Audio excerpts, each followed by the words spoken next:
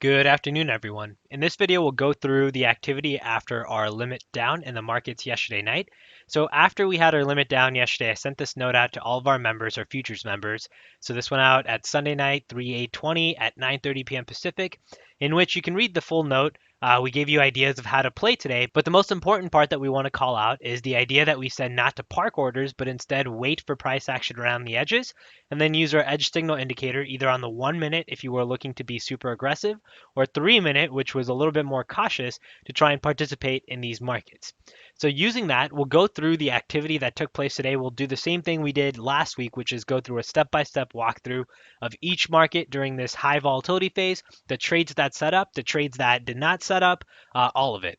So first, let's start with the P&L, and this is using our full-size contracts here. And I want to call that out because our risk that was required for this P&L of a positive 9,900 was you were willing to risk 89.90. This is over 2 contracts per trade. And so for that to work in terms of smart money management according to your account size, that account needs to be at least 300K. So a lot of people get focused on just these numbers, and I want to make sure we call this out that when you are trying to take this sort of risk, your account needs to be able to handle it. And now if you have an account size that's less than 300,000, like I imagine a lot of you watching do, then here's a breakdown of the futures, the micro futures, in which you were able to take this in scalements of 30K based off of your account size. Now, regardless of whichever micro futures or full-size contracts you decided to trade, we had trades that set up in the S&P futures. That was a winner. We had a trade that set up in the NASDAQ futures. That was also a winner.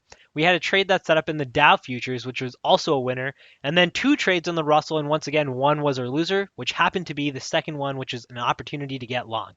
Now that second opportunity also came in the S&P, the Nasdaq, and the Dow, but we had already gotten other signals for why we should not participate in these markets. We'll go through that when we go through our charts.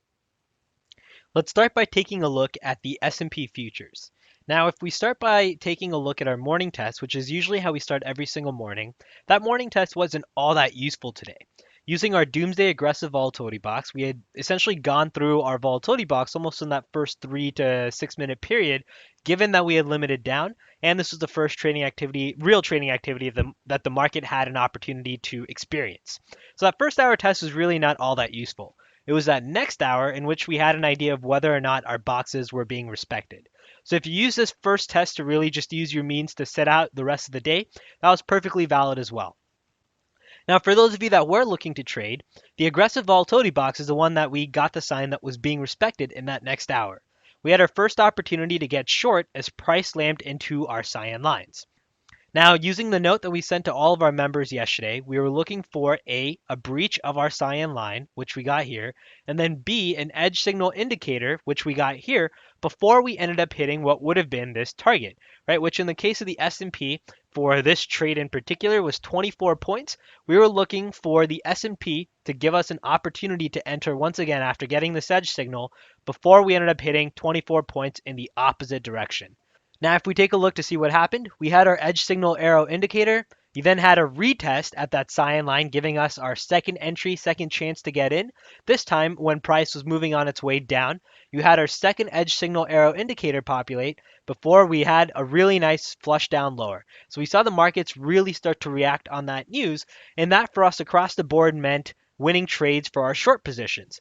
Our S&P was up 24 and 36 points over our first and second target.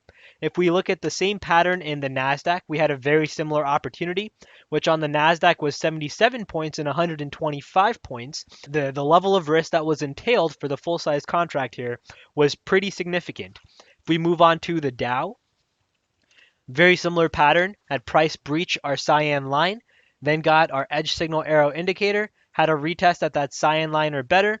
Our risk here was 200 points on the Dow, and we were looking for 200 and 253 points, which our risk here did end up becoming a little bit less compared to the rest of our markets, aside from the Russell, which is the last one we'll talk about. And the Russell chart here, you had an opportunity to get short.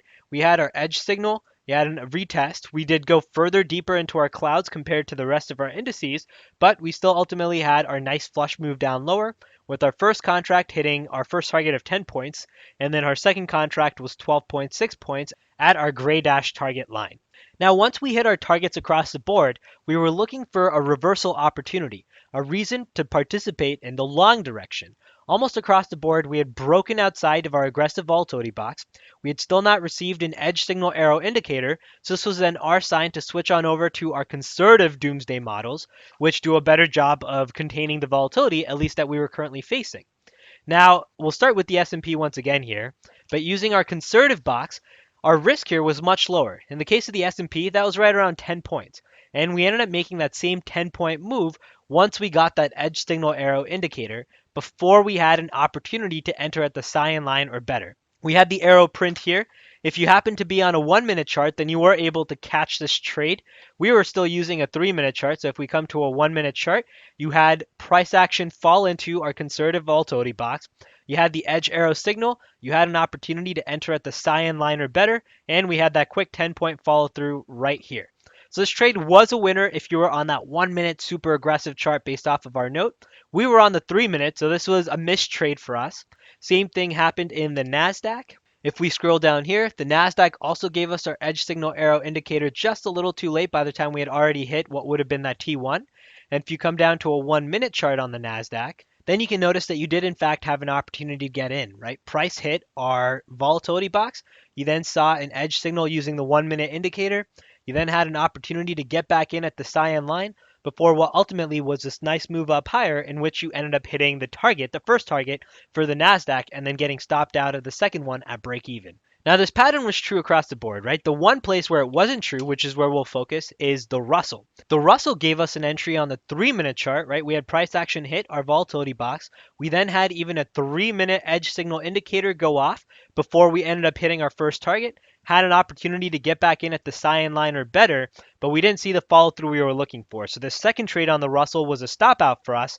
And this was a little bit of a bummer in the sense that our second trade was the one trade which was a loser out of our 4 indices. And the other 3, since we were on a 3-minute chart, we didn't get triggered into using our more conservative signals in the edge arrow on a 3-minute chart.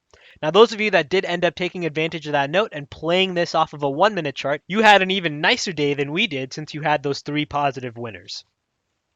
Now, for the rest of the charts across the board, we'll stay on our conservative box, but markets like gold, copper, crude, and the 30-year all gave us signs that they were experiencing greater than usual volatility, even on our conservative doomsday model, and to stay out of those markets. And this all happened before 7 a.m. Pacific, right? We see gold breached outside of our conservative volatility box. We see crude made our volatility box look like a complete sandwich. So it wasn't useful on certain markets, but the volatility box did let us know by 8 a.m. Pacific where we should be focusing, where volatility was being respected, and we were able to use our edge signals indicator, whether on the 1-minute or the 3-minute, for some really nice signals to day trade today's activity. Hopefully this video helps you understand how we looked at day trading volatility in the markets today after the limit down action. Now, for our Volatility Box members, we're coming out with a new course, which is going to be around the triple squeeze, so stay tuned for that. That should be releasing this week. But in the meantime, if you haven't already, check out our new VZO indicator tutorial.